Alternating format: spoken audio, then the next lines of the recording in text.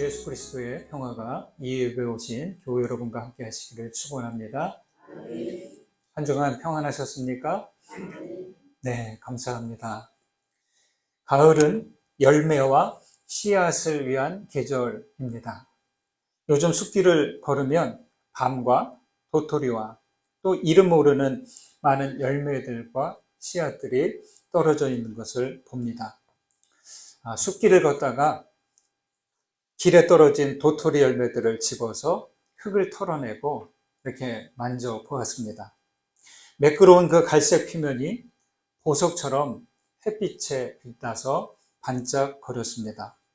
손으로 이렇게 만지작거리는데 망치로 내려쳐도 깨지지 않을 것처럼 단단했습니다. 아무 생각 없이 주머니에 넣고 걸었습니다. 그런데 걷는 동안 그 도토리 끝이 어때요? 뾰족하잖아요. 예상치 못했는데 따끔따끔 거리는 거예요. 네.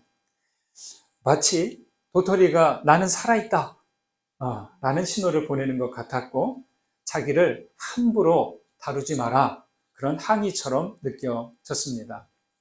집에 와서 제가 가지고 있는 시집을 이렇게 들춰보는데 한민복님의 씨앗이란 시가 있더라고요. 읽어드릴게요.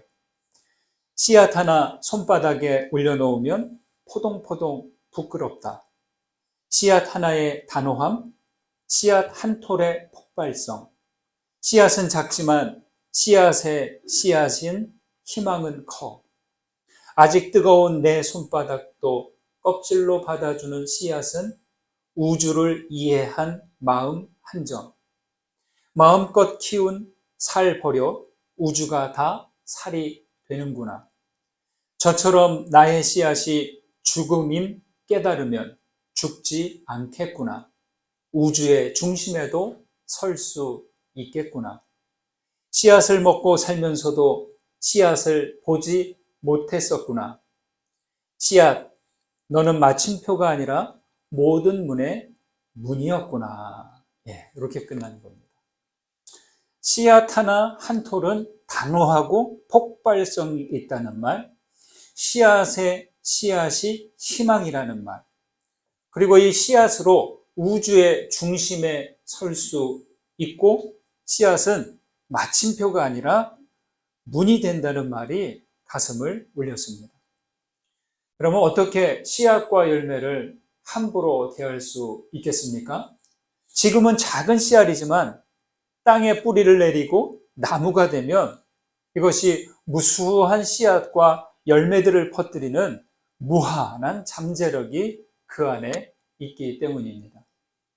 풀과 나무들은 자기들 씨를 퍼뜨리기 위해 무던히 애를 씁니다.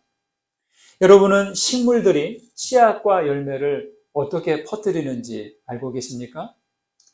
오랜 시간에 거쳐서 다양한 방식으로 자기 씨앗과 열매를 퍼뜨립니다. 바람에 씨앗을 날려보내기도 하고요.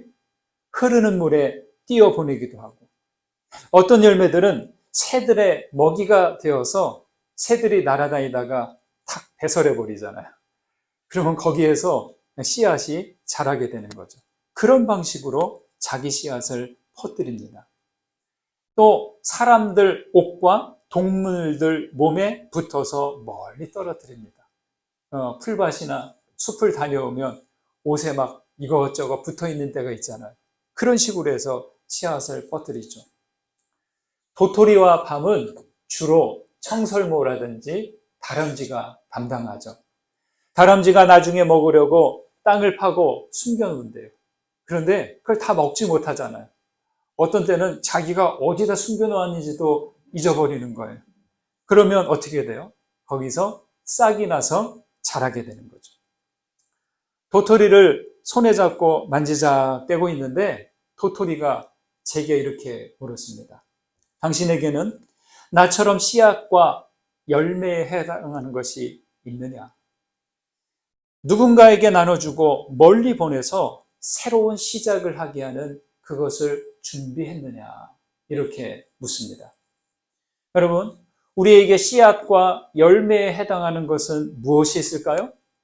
아무리 생각해봐도 하나밖에 없습니다. 그것은 바로 복음 진리의 씨앗, 말씀의 열매뿐입니다. 예수 믿음은 진리의 씨앗 하나, 말씀 열매 하나를 품는 것과 같습니다. 그래서 믿음이 자란다. 이것은 내 속에서 말씀 싹이 튀어서 자라는 것과 같습니다. 여러분 안에 있는 복음 진리의 씨앗은 잘 자라고 있습니까? 씨앗이 되고 열매가 되었습니까? 신앙인들은 복음 진리의 밭입니다. 우리는 진리의 말씀 열매를 결실해서 나누고 퍼뜨리는 말씀 운반자들이어야 합니다. 복음 진리라는 희망의 씨앗을 나눠주고 진리와 함께 생명과 우주의 중심에 서십시오. 복음 진리의 문을 통해서 참 생명의 문으로 나아가시는 모두가 되시기를 주님의 이름으로 축원드립니다. 예수님께서 이 땅에 오셨습니다. 어떤 방식으로 오셨느냐? 왜 오셨느냐? 복음 진리의 씨앗으로 오셨어요. 그래서 그 진리의 씨앗으로 오신 주님은 한 알의 밀이 땅에 떨어져 죽지 아니하면 한 알 그대로 있고 죽으면 많은 열매를 맺느니라 라고 하신 말씀 그대로 죽어서 많은 열매를 맺으셨습니다. 예수님은 씨앗이자 동시에 씨 뿌리는 자입니다. 그래서 만나는 사람들은 복음의 씨앗을 얻고 하나님의 밭이 되는 거죠. 바울은 부활하신 그리스도를 만났고 예수 안에 있는 생명의 약속대로 일생을 보냄을 받은 사람, 사도로 살았습니다. 노년에 이르러서 자기 아들과 같은 제자 디모데에게 편지를 보내서 복음의 핵심 가치를 말합니다. 여러분이 사랑하는 자녀들에게 인생의 소중한 가치 하나를 전한다면 무엇을 말씀해 주시겠습니까? 여러분 안에 있는 복음 진리의 씨앗이 그 하나에 해당한다고 할 수 있을까요? 5절과 7절을 보시겠습니다. 5절을 씁니다. 이는 내 속에 거짓이 없는 믿음이 있음을 생각함이라. 이 믿음은 먼저 내 외조모 로이스와 내 어머니 유니게 속에 있더니 내 속에도 있는 줄을 확신하노라. 7절. 하나님이 우리에게 주신 것은 두려워하는 마음이 아니요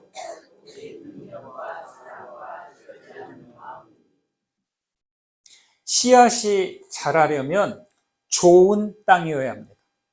길가, 돌밭, 가시덤불로 뒤덮인 곳에서는 자랄 수가 없습니다.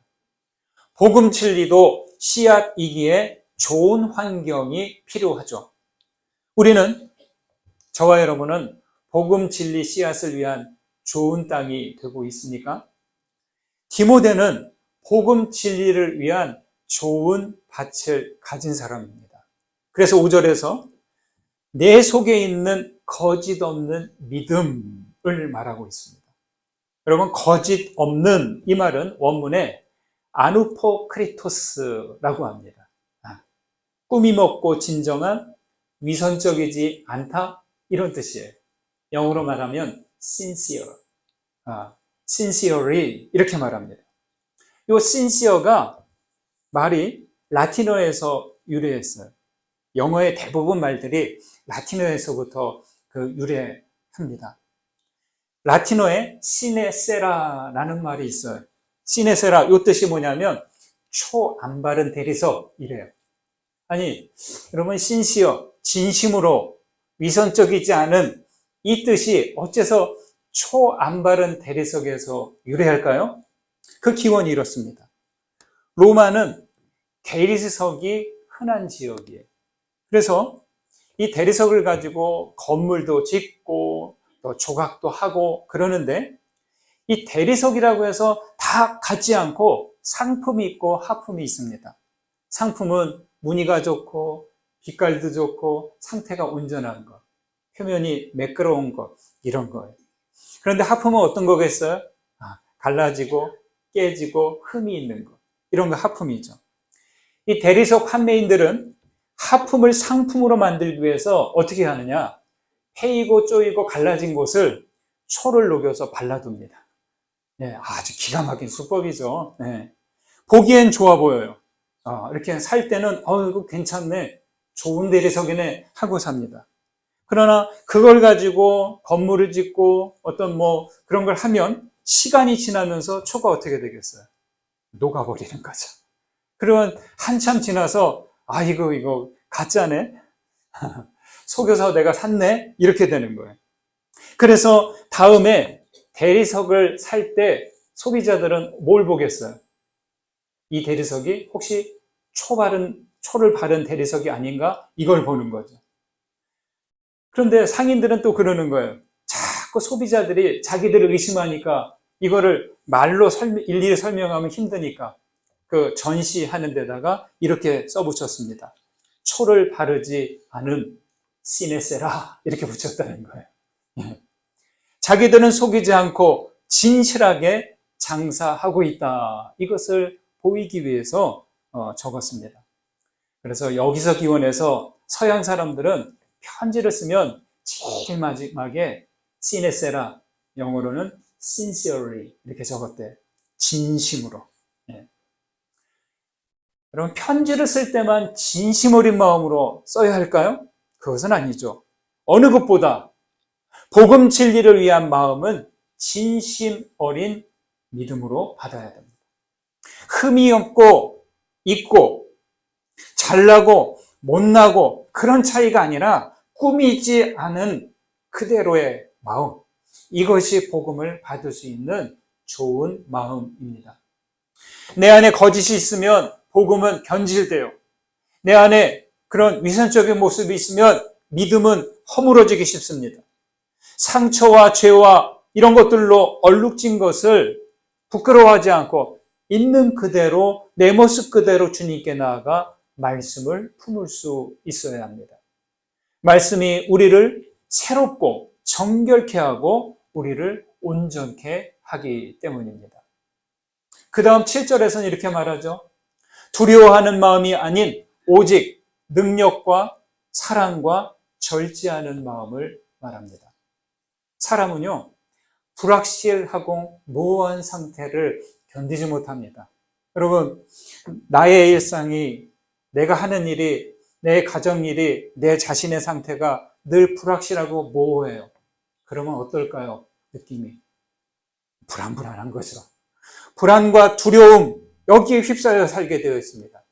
그래서 인생들이 이 불안과 두려움을 해소하기 위해 부와 권력을 잡으려고 하고 모든 것을 통제하려고 합니다. 두려움은 칼과 같아요. 가시와 같아요. 그래서 자신도 찌르고 타인도 찌릅니다. 여러분, 그 속에 두려움이 있는 사람은 아주 거칠어요. 예민해요. 요한복음 14장에서 주님은 제자들에게 내가 너희에게 평안을 주겠다 라고 하시면서 이렇게 덧붙입니다. 이 평안은 세상이 주는 것과 같지 않으니 마음에 근심하지도 말고 두려워하지도 말라. 여러분, 여러분이 받으신 복음은 세상이 준 거예요? 하늘에서 주신 거예요? 잘하시네요. 네. 여러분, 복음은 그리스도께서 전해주신 하늘의 것입니다. 복음을 받았는데도 여전히 두려움에 있다면 우리는 이 복음이 하늘에서 주신 것을 인정하지 못하는 반증이 아닐까. 복음을 받아들인 사람은 그래서 두려움에서 평안으로 바뀝니다. 진리를 받아들였다면 나의 날카로운 것들이 무뎌지고 딱딱한 것들이 좀 부드러워져야 합니다. 복음을 받아들였는데도 아직도 내 안에 날카로운 것들이 있어요. 아직도 내 모습에서 아주 딱딱하고 뾰족한 것들이 있어요. 아직 복음에 녹아지지 않은 거죠. 예수님은 하나님의 아들로 치유와 축기를 행하시는 능력을 가지셨습니다. 그렇지만 주님은 한없는 사랑으로 사람들을 위로하셨고 권력으로 자기를 내세우지 않으시고 철저히 자기를 비우고 낮춰서 십자가를 지셨습니다. 예수님에게는 날카로운 게 없었어요. 예수님에게는 딱딱한 게 없으십니다. 여러분, 복음 진리는 능력과 사랑과 절제하는 마음을 갖게 합니다. 그러나 그렇게 되려면 이 복음이 나의 복음이 되어야 합니다. 여러분이 사용하시는 기계들 많으시죠? 휴대폰 있으시죠? 텔레비전 있으시죠? 냉방기 있죠? 또 뭐가 있어요? 자동차 있죠? 그 외 등등, 세탁기. 자, 우리 집에 그러한 전자제품들, 도구들을 갖다 놨어요. 자, 사용하는 방법을 몰라요. 그거 내 거예요? 그거 아직 내 거 아니에요. 아무리 최신 휴대폰을 들고 있어도 그것을 어떻게 사용하는지 모르면 아직 내 것이 아니에요. 믿습니다. 복음을 받아들였습니다. 이래도 그것을 잘 내 것으로 소화시키지 못하면 아직 내 것이 아니죠. 음식을 먹어서 소화 흡수가 되어야 기력이 생기듯이 말씀을 먹고 받아들임으로 내 영이 능력과 사랑과 절제의 마음이 생깁니다. 예수님은 그래서 성만찬 제정사에서 받아 먹으라. 이는 너희를 위해 내어주는 나의 몸이니 먹을 때마다 나를 기억하여라. 그리고 이 잔을 마시라. 이는 새 언약의 피니 이를 행할 때마다 나를 기념하여라 라고 했습니다. 따라해 보실까요? 나를 기억하여라. 나를 기념하여라. 생명을 다해 복음 진리의 씨앗을 주님은 우리에게 전해 주셨습니다. 그런데 이 복음 진리를 전해 주시는 방식이 자, 이거야. 물건 전해 주듯이 택배 배송하듯이 이렇게 하지 않으셨다는 거예요. 자신의 생명을 통하여서 자신을 주심으로 말미암아 전해 주셨습니다. 생명을 다해 복음 진리의 씨앗을 우리에게 주셨습니다. 이것을 잊지 않아야 우리가 두려움에 휩싸이지 않는 거예요. 뭔가 불안하고 미정이고 모호한 것, 그 상태에서 우리는 두려움에 살게 되는데 예수께서 주시는 그 생명의 복음을 가지고 있어야 두려움에 휩싸지 않죠. 내 안에 계신 그리스도를 기억해야 능력과 사랑과 절제의 마음을 가질 수 있습니다. 그래서 그리스도인들은요, 복음 진리의 생명력과 가치에 좀 자부심을 가지셨으면 좋겠어요.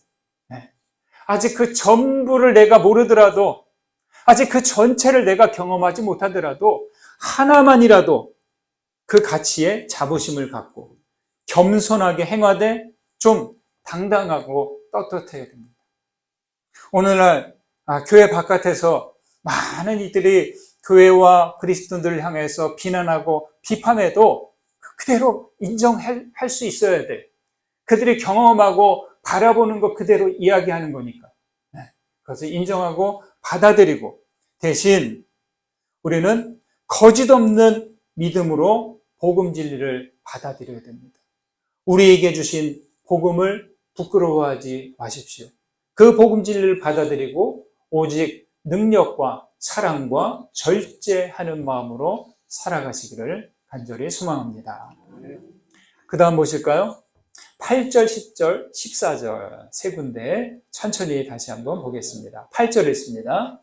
그러므로 너는 내가 우리 주를 증언함과 또는 주를 위하여 갇힌 자 된 나를 부끄러워하지 말고 오직 하나님의 능력을 따라 복음과 함께 고난을 받아라. 10절 이제는 우리 구주 그리스도 예수의 나타나심으로 말미암아 나타났으니 그는 사망을 패하시고 복음으로써 생명과 썩지 아니할 것을 드러내신지라. 14절 우리 안에 거하시는 성령으로 말미암아 내게 부탁한 아름다운 것을 지키라. 하나님의 능력을 따라 복음과 함께 고난을 받으라 라고 합니다. 여러분, 복음은 그 복음과 함께 고난 받을 만한 가치가 있습니까? 다시 한번 살펴보세요. 내가 받아들인 이 복음으로 말미암아 나에게 다가오는 일어나는 고난을 견뎌야 할 그러한 가치가 이 복음에는 있습니까? 아멘입니다. 예수께서 생명으로 전해주신 것이기에 어떤 고난도 함께할 가치가 있습니다. 씨앗 열매 하나가 고생해야 다음 씨앗 열매를 맺는다면 복음 진리의 씨앗을 위해서는 더한 고난도 견뎌낼 수 있어야 합니다. 그렇죠? 생명을 지키고 생명을 이어가는 일이 그렇게 호락호락하지 않습니다. 그런데 놀라운 것은 예수께서 나타나심으로 그 사망을 패하시고 복음으로써 생명과 썩지 아니할 것을 드러내셨습니다. 그리스도께서 바울에게 나타나신 것, 디모데에게 거짓 없는 믿음을 주신 것, 그래서 능력과 사랑과 절제하는 마음을 주신 것, 그리고 오늘 지금 저와 여러분에게 나타나신 것, 그 이유가 무엇입니까? 이것이죠. 복음으로써 생명과 썩지 아니할 것을 드러내기 위함입니다. 우리 인생들이 불안과 두려움을 해소하기 위해서 세상 것들을 계속 부여잡고 그것을 모으고 쌓고 그럽니다. 여러분, 그런데 그것이 영원합니까? 네. 나라는 존재가, 이 육신으로 사는 존재가 영원하지 못해요. 때가 되면 호흡을 멈추고 썩어버릴 존재입니다. 그러나 우리가 썩지 않기 위해서 이 복음을 붙들어야 하는 것이죠. 우리는 예수 믿음으로 구원과 영생을 얻었습니다. 영원한 생명을 얻었다는 것은 무엇입니까? 여러분, 잘 들으십시오. 그것은 하나님으로부터 단절된 삶을 살지 않고 하나님의 생명에 참여하는 것입니다. 간단히 말해서 하나님과 단절되면 죽음이고 하나님과 연결되면 생명입니다. 전원 스위치를 꼽으면 전류가 흐르고 전원 그 스위치와 플러그를 빼면 전기가 끊어지고 간단합니다. 우리가 하나님께 연결되면 생명이고 그 끊어지면 죽음이라는 거죠. 우리는 그리스도를 통해 하나님께 연결된 존재들입니다. 여러분, 살았습니까? 죽었습니까? 살았습니다. 예. 여러분, 다른 것으로 혼돈을 일으키지 않으셨으면 좋겠습니다. 예수님의 복음 진리가 들어가 뿌리 내리면 그 사람은 생명으로 드러납니다. 죽음에서 생명으로 옮겨갑니다. 그리고 복음 진리는 또 한 가지 있어요. 우리의 영의 눈을 뜨게 합니다. 눈 뜬 사람에게 중요한 것은 생명 사건입니다. 생명 사건이 일어나는 곳은 하나님이 현존하시는 겁니다. 여러분, 현존한다. 그건 뭐예요? 존자는 계신다, 여기 있다, 그런 뜻인데, 현은 지금 현존하시는 하나님. 여러분, 하나님은 어제도 오늘도 내일도 동일하세요. 근데 믿음은 지나간 하나님도 아니고 아직 오지 안 계신 하나님도 아니고 매일 현존하시는 하나님과 함께하는 게 신앙의 삶입니다. 그래서 신앙의 때는 언제나 지금, 오늘이라는 것을 잊지 않아야 됩니다. 신앙으로 누리는 은혜와 기쁨을 자꾸 나중으로 미루지 마십시오. 어째서 오늘 누릴 수 있는 것들은 자꾸 왜 나중으로 미룹니까? 그렇죠? 14절은 이렇게 말합니다. 우리 안에 거하시는 성령으로 말미암아 내게 부탁한 아름다운 것을 지키라. 여러분은 주님께서 부탁하신 그 아름다운 것을 가졌습니까? 그 아름다운 것이 뭐예요?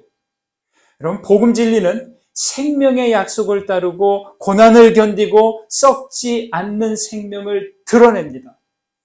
이게 아름다운 거예요.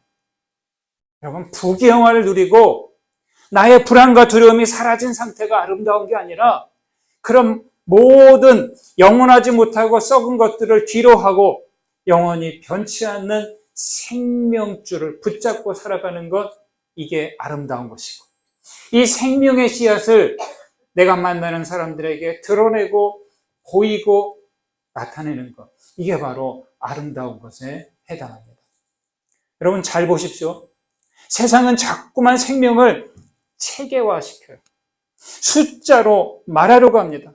하지만 생명은 틀에 가둘 수도 없고 숫자로 말할 수도 없는 거예요. 생명을 자꾸만 예산으로, 숫자로, 통계로 말하는 것을 따르지 마시기 바랍니다. 세상은 모든 것들을 시장 경제의 틀에서 보려고 하는데 생명은 결코 경제로 말할 수 없다는 겁니다. 시장 경제는 그 돈을 모시는 거예요. 생명을 모시지 않습니다. 생명은 무엇이 섬기고 무엇으로 다룰 수 있느냐? 오직 진리의 말씀으로만 드러낼 수 있고 사랑으로만 대할 수 있습니다. 그리스도께서는 사망을 피하시고 복음으로써 생명과 썩지 않는 것을 드러내셨습니다. 그리고 우리에게 복음 진리의 씨앗과 능력과 사랑과 절제하는 마음을 우리에게 주셨습니다. 그리스도께서 우리에게 부탁하신 복음 진리의 아름다운 것들을 계속해서 지켜가시는 여러분 모두 되시기를 주님의 이름으로 축원드립니다. 받은 은혜 생각하시면서 거듭의 기도 드리십니다.